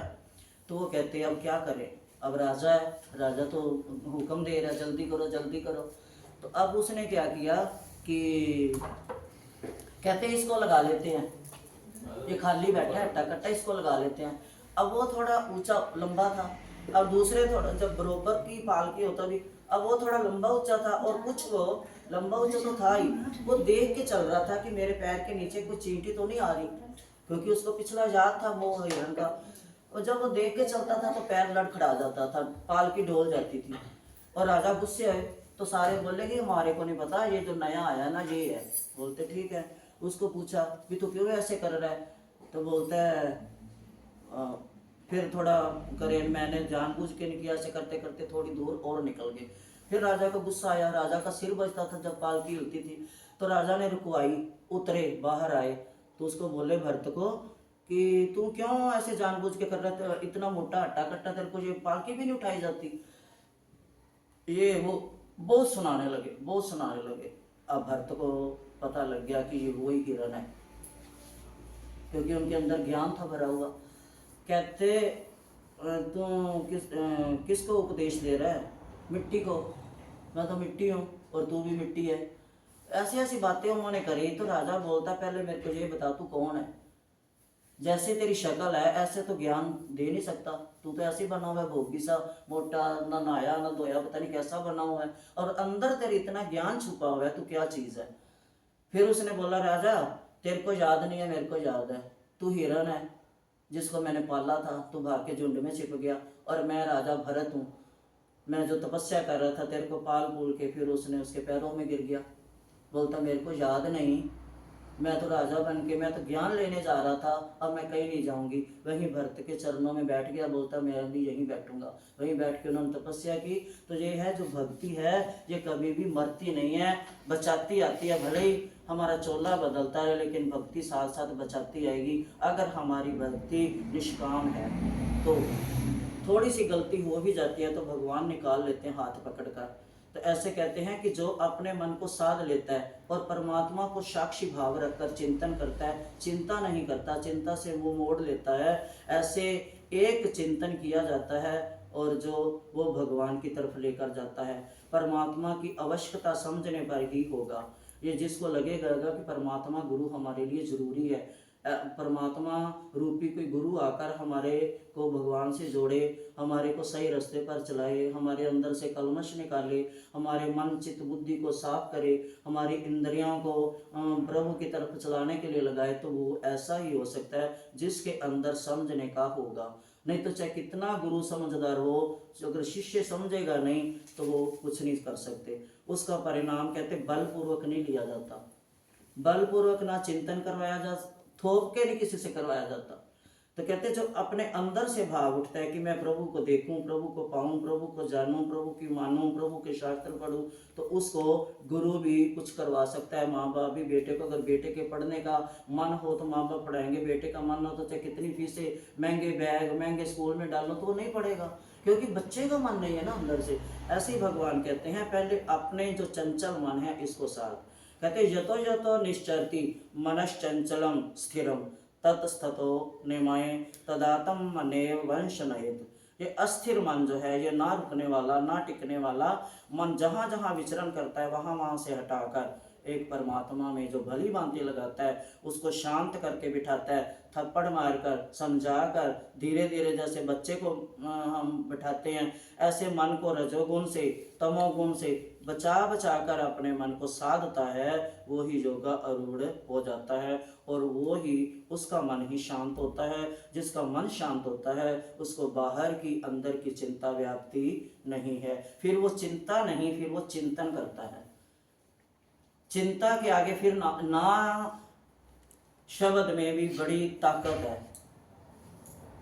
माँ के आगे ना लगे तो नम नम मैंने झुकना, और माँ के पीछे लगे तो मन, अगर ना के साथ ना जुड़ जाए तो मनन, अगर आगे लग जाए तो नमन। तो ना में भी बड़ी शक्ति है। कहते ये जो मन है फिर ना बाहर से किसी को अंदर आने देता है, किसी विकार को, और ना अंदर से जो हमारी की हुई वो धार्मिक श्वास हैं वो बाहर जाने नहीं देता कि बाहर जाके फिर लिपक के कुछ ना आ जाए, संसारिक विषय लिपक के ना आ जाए। तो मन जो है अगर जिसका साधा जाता है फिर वो चिंता रुक जाती है ये संग्रह करने की, तो वो जो चिंतन में बदल जाता है। जब मन चिंतन में लग जाता है तो फिर मन जो है भगवान की तरफ लगने लग जाता है। फिर मन की जो बागडोर है वो फिर भगवान अपने आप पकड़ लेते हैं।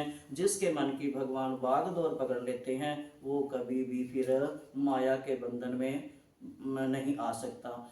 ध्यान योग से जिस साधक में ज्ञान के संस्कार रहते हैं, ध्यान बहुत जरूरी है। ध्यान ये नहीं कि हम आंख बंद करके ध्यान वो ध्यान भी है, लेकिन ध्यान से अगर चलेंगे नहीं तो आगे कार आ जाएगी, एक्सीडेंट हो जाएगा। ध्यान से हम खाना नहीं बनाएंगे तो नमक ज़्यादा हो जाएगा, रोटी कच्ची पक्की रह जाएगी। ध्यान तो हर जगह के साथ है। वही कहते हैं योग जो है, भगवान कहते हैं ध्यान और योग ये दोनों जरूरी हैं। ये चाहे अच्छा काम हो बुरा काम हो, ध्यान तो सब में लगाना पड़ेगा। जो ध्यान से अपने मन को साधता है, ध्यान से अपनी इंद्रियों को अपने वश में करता है और ध्यान से ही भगवान को समझता है, वो जो ध्यान है वो कहेगा भगवान कहाँ छिपे हो, तो ध्यान लगाएगा भी देखूं, आंख बंद करेगा। ये ध्यान जो है भगवान कहते हैं कि ध्यान योग से साधक में भक्ति के संस्कार रहते हैं। जो भक्ति को ही मुख्य मानता है कि भक्ति ही भगवान की सबसे अच्छी है, वह जड़ता से संबंध विच्छेद होने पर सब में भगवान को और भगवान में सबको देखने लगता है। फिर उसकी आंखों की वृत्ति ये होगी कि छोड़ पर इसको क्या देखना, कहीं रुक भी जाएगा ना, बोल छोड़ छोड़, अब मंदिर जा रहा हूँ भगवान के दर्शन करूंगा। तो मन जो है वो अपनी आंख रूपी इंद्री को लेकर मंदिर में आएगा। वो कहते फिर भगवान के रूपों में प्रकट होएगा। भगवान फिर अदृश्य नहीं होते, भगवान भी उसके सामने कोई ना कोई लीला, चाहे स्वप्न में करके दिखा दें, चाहे चलते चलते की बार जागते जागते भी कोई लीला करके, फिर भगवान भी उसके साथ छिपा छुपाई खेलनी शुरू कर देते हैं। भगवान उसको ढूंढते हैं, फिर भक्त भगवान को ढूंढता है। भगवान कहते हैं कि मुझ में एक ही भाव, एक भाव रख, भाव को बांट मत, भाव को दो मत बना, एक भाव रख भक्ति का और मेरे भजन का। मेरे भजन और भक्ति का जो भाव रख के मुझे निरंतर मुझको भजेगा तो मुझ में ही स्थित हो जाएगा। भगवान का भगत अपने शरीर के सही संपूर्ण संस्कार को भगवान का स्वरूप समझता है, जो फिर उसको हर संसार में, हर एक प्राणी में भगवान नजर आने लगेगा। तो भगवान कहते हैं ऐसे हम अपने मन की स्थिति बनाओ, ऐसे अपने मन को साधो। फिर भगवान कहते हैं अशंशम महाबाहो मनो दुर्निग्रहम चलम अभ्यासेन तु कौन्ते विरागेन च क्रियते। कि हे अर्जुन, हे महाबाहो, ये मन बड़ा चंचल है, ये मन बड़ा चंचल है, कैसे नाम जपूं तेरा। ये मन बड़ा चंचल है, कैसे नाम जपूं मैं तेरा। जितना समझाऊं इसे उतना ही मचल जाए, श्यामा तेरे चरणों की घर धूल जो मिल जाए। वही अर्जुन कह रहे हैं कि हे अर्जुन को कह रहे हैं श्री कृष्ण कि ये महाबाहो, ये मन बहुत चंचल है, इसका निग्रह करना भी बड़ा कठिन है। ये तुम्हारा कहना बिल्कुल ठीक है। अर्जुन ने कहा था ना कि भगवान हे केशव, हे ऋषिकेश, मैं हवा को बांध सकता हूँ पर मन को नहीं बांध सकता। तो भगवान कह रहे हैं कि तेरा कहना ये ठीक है कि मन जो है ये बहुत ही चंचल है, इसको पकड़ना, इसको बांधना, क्योंकि भगवान कहते हैं ना चंचलम ही मना कृष्णा परमाति बल वे दृढ़म तस्याहम निग्रह मन्ने वायोरिव सुदुष्करम। कारण कि हे कृष्ण, मन बड़ा चंचल है, प्रथम मनशील दृढ़ जिद्दी है, ये बलवान है, काबू में नहीं आता। उसको रोकना तो समझो आकाश में स्थित वायु को रोकना है, बहुत अत्यंत कठिन है। देखो अर्जुन जैसा श्रोता ये कह सकता है तो हम मन को कैसे साध सकते हैं? हमारे मन कहना नहीं मानेगा, लेकिन फिर भी हम नकली अर्जुन बनकर तो देखें, अपने मन को साध कर तो देखें, थोड़ा थोड़ा तो होएगा ही, ज़्यादा नहीं थोड़ा तो होएगा ही। तो इसलिए भगवान कहते हैं कि अर्जुन तो सही कह रहे हैं कि मन को निग्रह करना बड़ा कठिन है, मन को मनाना बड़ा कठिन है, परंतु हे कुंती नंदन, फिर भगवान जोर पाते हैं कि हे कुंती नंदन, अभ्यास और वैराग, अभ्यास कर, धीरे धीरे अभ्यास और वैराग्य के द्वारा इसका निग्रह किया जा सकता है, बाकी नहीं। अर्जुन ने 2 श्लोकों में भगवान से प्रश्न किया और भगवान ने आधे श्लोक में कह दिया है कि अभ्यास और वैराग से। जिसका मन पूरा वश में नहीं है उसके द्वारा योग प्राप्त होना कठिन है। जो मन को वश में नहीं कर सकता वो ना तो योग कर सकता है ना भोग कर सकता है, वो ना योगी बन सकता है ना भोगी बन सकता है। अब योगी क्या करते हैं? योगियों की जो रात होती है, भोगियों की जो रात होती है, योगियों का दिन होता है। योगी शुक्र करते हैं संसार सोए, हम जागे, ना शोर हो ना किसी तरफ ध्यान जाए, एन शांत। जब हम सोते हैं योगी जागते हैं, तब वो भजन करते हैं। तो कहते मन जो है वश में तभी होगा जब अभ्यास के साथ हम मन को एकाग्र करेंगे। हम विषय विकारों रूपी, जैसे दीपक की लो को बचाते हैं ऐसे हवा से, ऐसे विषय विकारे वाली आंधी वाली हवा से हम अपने मन को बचा के रखेंगे। उथल पुथल नहीं होगी तो मन हमारा टिकेगा। जब मन हमारा टिकेगा तो राग द्वेष भी अपने आप दूर होते जाएंगे। भगवान के मत में मन की एकाग्रता का महत्व नहीं है। भगवान कहते हैं कि राग रहित होने का महत्व है। भगवान कहते हैं मैं समझता हूँ अर्जुन, मन बांधा नहीं जा सकता, लेकिन मन को राग के साथ मत जोड़, मन का और राग का योग मत कर, जोड़ मत इनको। अगर मन राग से जुड़ेगा तो वो चाहे तू बद्रीनाथ चला जा, वहां पर भी तेरे को मन शांत करने की जगह नहीं मिलेगी। इसलिए भगवान कहते हैं कि हे पृथानंदन। फिर अर्जुन कहता है कि भगवान मेरे को फिर वही संशय आ रहा है कि मैं कैसे करूं, मेरा मन फिर उधर ही जा रहा है, सेना को देख रहा है कि वो मेरे सारे अपने खड़े हैं, मैं कैसे मारूं इनको। अब मेरे को ये साधन बताओ, मैं कैसे करूं, मेरे इंद्रियां स्थिर हो रही हैं, मेरा मन कांप रहा है, लड़खड़ा रहा हूँ। हे महाबारो, संसार के आश्रय रहित परमात्मा प्राप्ति मार्ग में मोहित कैसे हो रहा हूँ मैं। आप कहते हो परमात्मा के रास्ते पे चल, मेरे पीछे पीछे आ, जो मैं कह रहा हूँ वह कर, तो मेरा मार्ग मोह से क्यों ग्रसित हो रहा है? मैं क्या करूं? ये बादलों की तरह छिन्न भिन्न नष्ट हो रहा है, कभी टूट जाता है, कभी बादल फिर आ जाते, मैं क्या करूं? हे कृष्ण, मेरे इस संदेह का सर्वथा छेदन कर। आप ही योग्य हो, आप एक योगेश्वर परमेश्वर हो कि जो मेरे मन को साध सकते हो। आप मेरी सहायता करो, आपके सिवा कोई दूसरा सहायता नहीं कर सकता। फिर भगवान कहते हैं कि हे पृथानंदन, उसका ना तो इस लोक में ना परलोक में विनाश हो सकता है जो अपने मन को कल्याणकारी काम करने वाले काम में लगा देता है। अब तेरा जो ये युद्ध करना कल्याण के लिए है, अधर्म के ऊपर विजय करने के लिए है, राक्षसों को मारने के लिए है, इसलिए है तेरा मन जो है ये भगवान की तरफ जा रहा है। इसलिए तो अपने मन को साध, अपने मन को जान और उठ खड़ा हो, ये धर्म के ऊपर विजय कर। तो भगवान कहते हैं कि अगर तू, जैसे मान लो अनेक जन्म होते हैं, उनका अर्थ क्या है कि जो हम विचलित हो जाते हैं, हम गिर जाते हैं, फिर उसके लिए जन्म होता है, फिर जन्म मरण में रहते हैं, तो इनसे उठ, तो सिर्फ अपना धर्म कर और अपनी विजय प्राप्त कर और मोक्ष का द्वार तेरे लिए खुला है, मोक्ष पा। तो भगवान कहते हैं कि जो लौकिक सिद्धियों को पाने के लिए तपस्या करते हैं, जो शास्त्रों के ज्ञाता और सकाम भाव से यज्ञ दान आदि कर्म करते हैं, उन सब से योगी श्रेष्ठ हैं। कारण कि तपस्वी, ज्ञानी और कर्मी, इन तीनों का उद्देश्य संसार है और भाव सकाम है, परंतु योगी का उद्देश्य परमात्मा है। योगी जो हैं वो परमात्मा का ही भजन करते हैं, परमात्मा के नाम में संतुष्ट रहते हैं, परमात्मा के नाम का ही चोला पहनते हैं, परमात्मा के नाम में ही उनको रंगते हैं चोले को, परमात्मा के नाम का ही भोजन पाते हैं, प्रसादी पाते हैं, परमात्मा के नाम का ही रस पान करते हैं। वो परमात्मा के सिवा किसी को नहीं जानते और भक्ति करते हैं निष्काम भाव से। वो योगी जो हैं वो परमात्मा में समा जाते हैं। कहते हैं संपूर्ण योगियों में जो भी श्रद्धावान भक्त मुझ में तलीन हुए, मन से मेरा भजन करता है, दिल से, ऊपर ऊपर होठों से नहीं, दिल से, मन से जो मेरा भजन करता है, मेरे मत में वो सर्वश्रेष्ठ योगी है। जिसको मेरे सिवा कुछ नहीं चाहिए वो सर्वश्रेष्ठ योगी है। कहते हैं तपस्वियों, ज्ञानियों और कर्मियों। देखो तीनों को अलग अलग भगवान ने कहा कि तपस्वी, ज्ञानी और कर्मी। कर्म जो हम हैं, कर्म योग करने वाले, और ज्ञानी जो जिन्होंने सब कुछ जान लिया है कि भगवान क्या है, भगवान की तरफ जाने वाला रास्ता क्या है, जिन्होंने जान लिया। और तपस्वी जो तप कर चुके हैं, जिन्होंने अपनी इच्छाओं को आहुति में डाल दिया है, तपा दिया है अपने शरीर को, तो वो तपस्वी। कहते हैं इनमें भी अलग है, पर योगियों में भी भगवान का भक्त से, कहते हैं इन सब तीनों में से भी मेरे को भक्त श्रेष्ठ लगता है।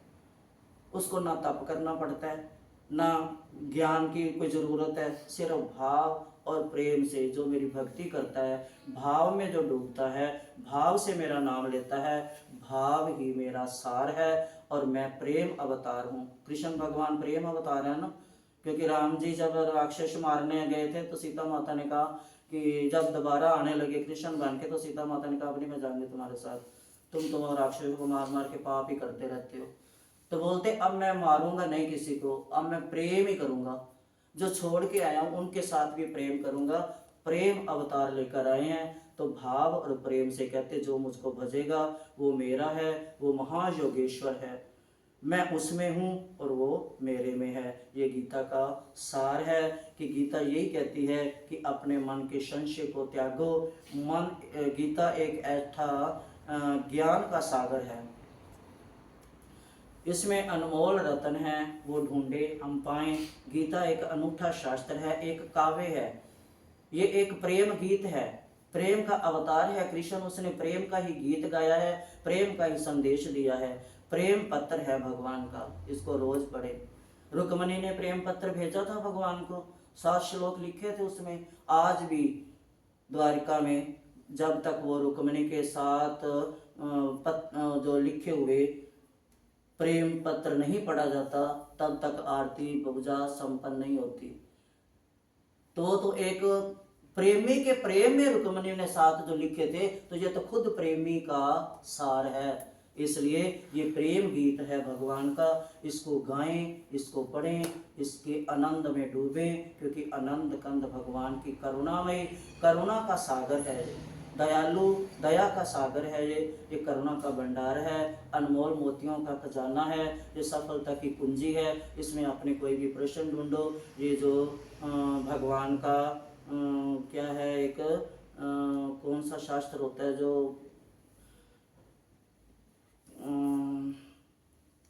भूल गया, एक वो शास्त्र है जो सबको काट सकता है, हमारे संशय को, हमारे अज्ञान को, हमारे जो इच्छाओं को, ये सब को काट कर फेंक सकता है, उसकी जड़ों को समाप्त कर सकता है। ये वो एक शास्त्र है, इसको साथ में रखें। गीता, मैं तो कहती हूँ गीता एक स्मार्टफोन है।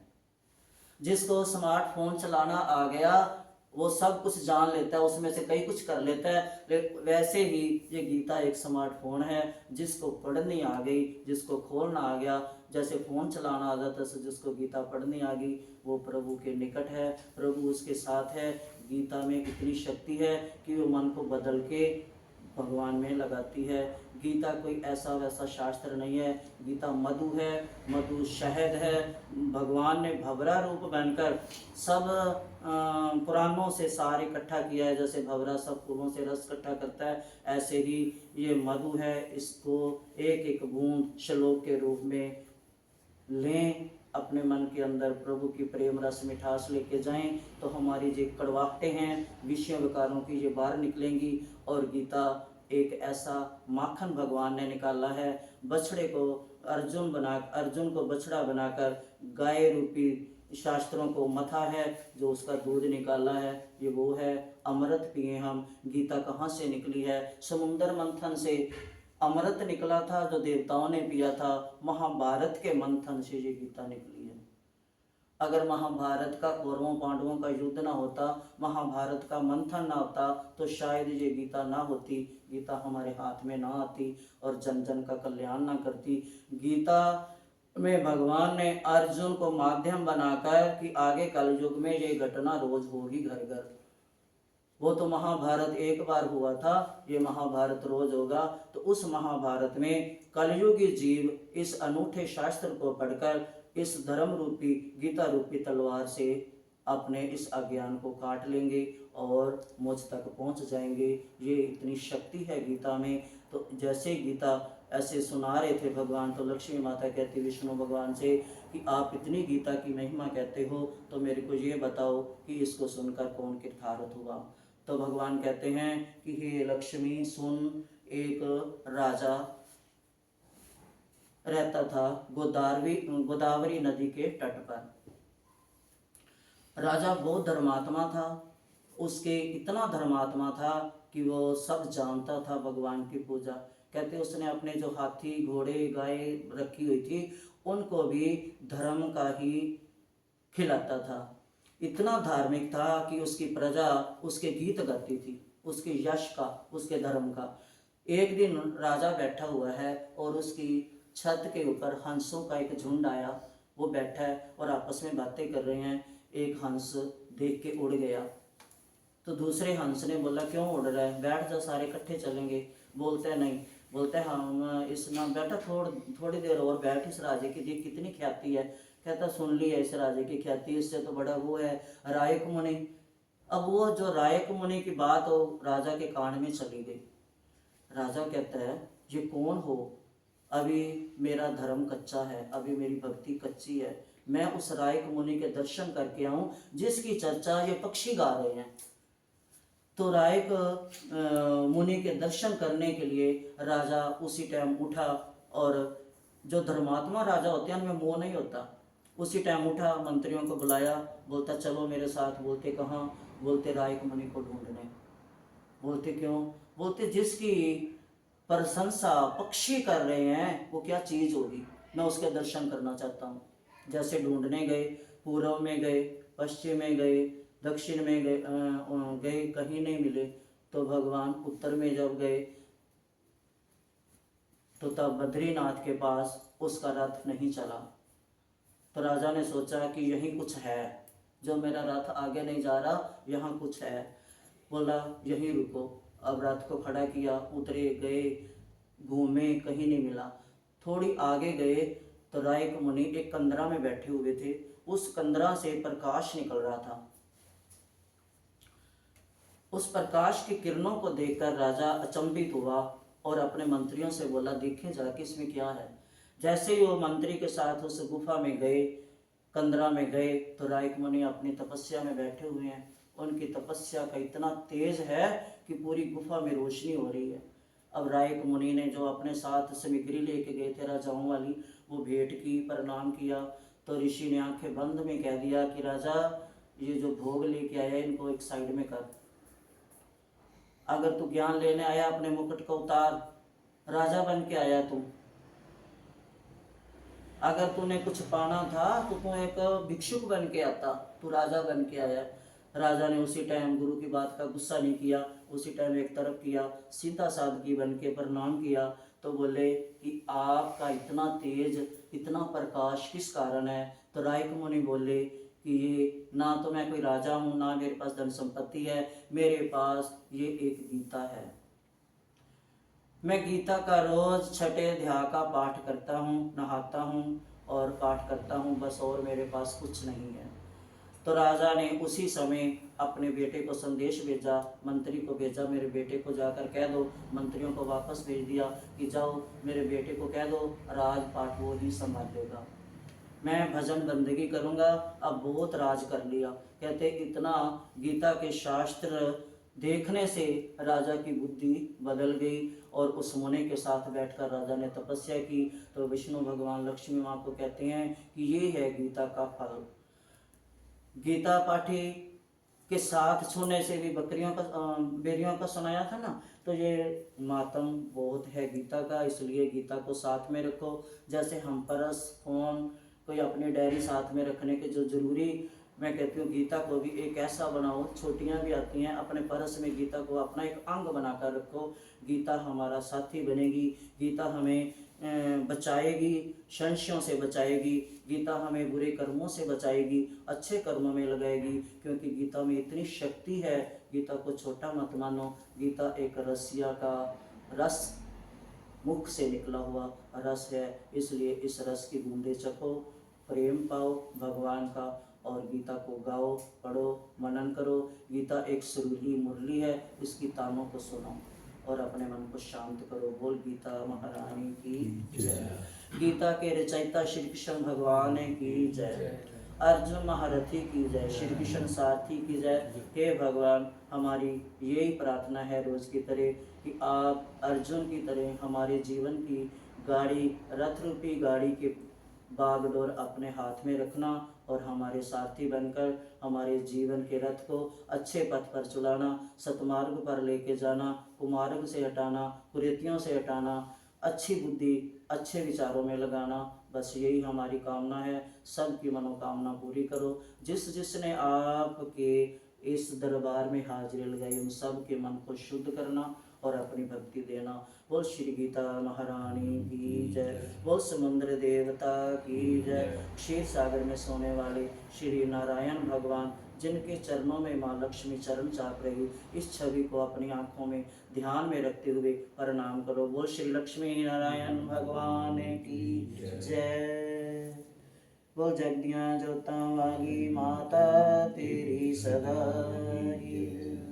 अपने अपने श्री गुरु महाराज की जय। आनंद कंद भगवान की जय।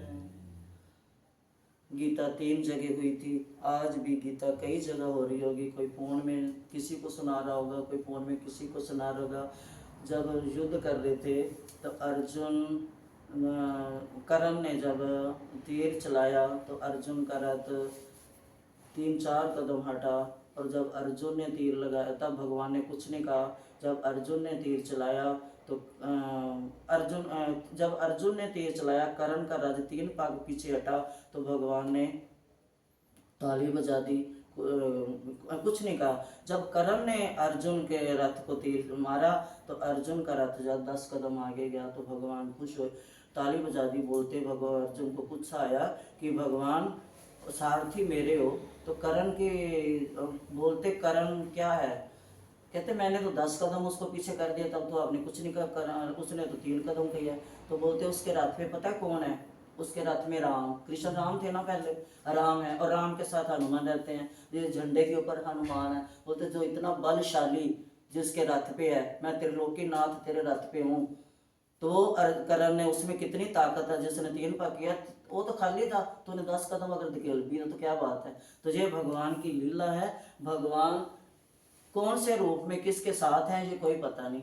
अब हम बैठे हैं, भगवान किस रूप में हमारी सहायता करेंगे ये कोई पता नहीं। ये शक्ति भगवान हमारे शक्ति स्वरूपा जो हैं, सर्वेश्वर हैं, ये हर के मन की बात जानते हैं, घट घटवासी हैं, ये सबको अपने इच्छा के अनुसार। पर इतना है भगवान वो देते हैं। अगर भगवान देते, अगर हम मांगते हैं ना, मांगते नहीं हैं, अगर भगवान हमारे को वो देते हैं जो हमें हमारे को पच सके, भगवान देते हैं तो हमारा हाजमा देख कर देते हैं कि ये चीज़ इसको पचेगी कि नहीं पचेगी। जैसे माँ के 4 बच्चे हैं, एक बीमार है, वो सबसे प्यारा सबसे छोटा बच्चा हो, माँ उसको या दलिया देगी या खिचड़ी बना कर देगी या कुछ ऐसे सूप साप देगी। और दूसरे बच्चों को जो ठीक हैं, किसी को पकौड़े बना के दे रही है, किसी को हलवा बना, किसी को ब्रेड बना के दे रही है। तो बच्चा जो बीमार है, अगर वो सोचे कि मेरी माँ मेरी दुश्मन है, मेरे को ये खिचड़ी खिला रही है, दलिया खिला रही है, सूप पिला रही है और उनको पकवान खिला रही है, तो ये बच्चे की एक भावना गलत है। ऐसे ही भगवान के हम बच्चे हैं, वो किसी को राज दे रहे हैं, किसी को ताज दे रहे हैं, किसी को फ़कीरी दे रहे हैं, किसी को अमीरी दे रहे हैं, ये उनके हाथ में है। जो हमने कर्म किए हैं, हम तो यही सोचें कि भगवान हम इस लायक नहीं थे, जो तुमने दिया वो भी हमारी शायद इतनी किस्मत में नहीं था, जो तूने दिया है वो तेरी कृपा है। शुक्रिया शुक्रिया शुक्रिया। बोल बांके बिहारी लाल की जय। अगर देनी है तो बस अपनी भक्ति दो, अपना नाम दो, अपना ध्यान दो। ये बड़ी मुश्किल से मिलता है, बाकी तो सब कुछ मिल जाता है। बस अपनी भक्ति दो, हमारा मन आपकी भक्ति में डूबा रहे और आपके चिंतन में डूबा रहे। बोल बांके बिहारी लाल की जय।